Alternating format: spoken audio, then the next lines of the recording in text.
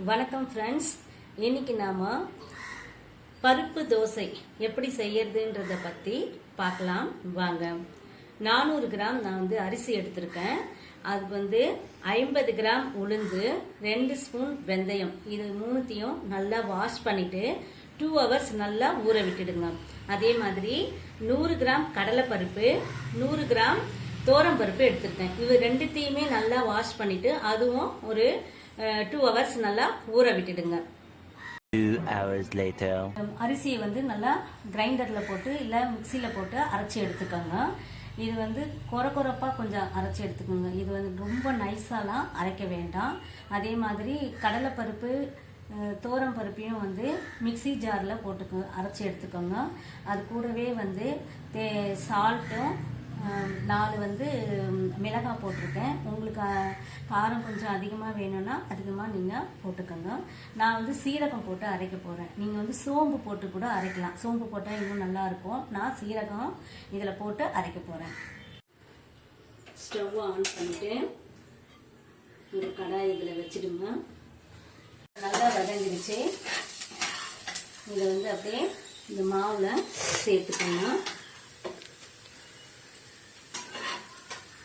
இது கூட 1 ஸ்பூனு மஞ்சத்தூளை நாம ஆட் பண்ணிக்கலாம்.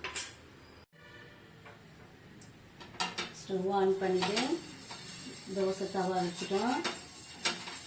இது லேசா எண்ணெய் தடவிக்கோங்க.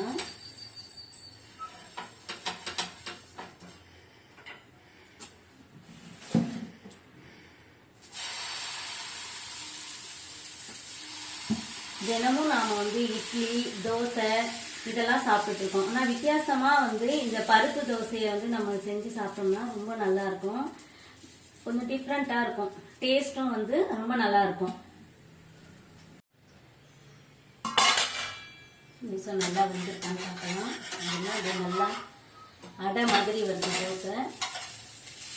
இதை பருப்பு அடைன்னு கூட சொல்லுவாங்க. ஆனால் நாங்கள் தோசை அப்படிதான் சொல்லுவோம். ஸோ பருப்பு தோசை, சில பேர் தவளை அடைன்னு கூட சொல்லுவாங்க.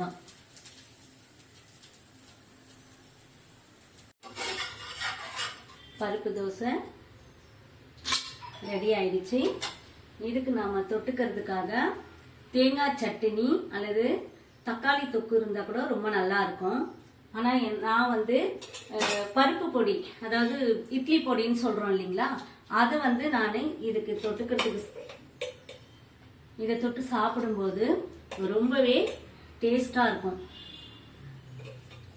சாப்பிட்டு பாருங்க, எப்படி இருக்குதுன்றத கமெண்ட்ஸ்ல சொல்லுங்க.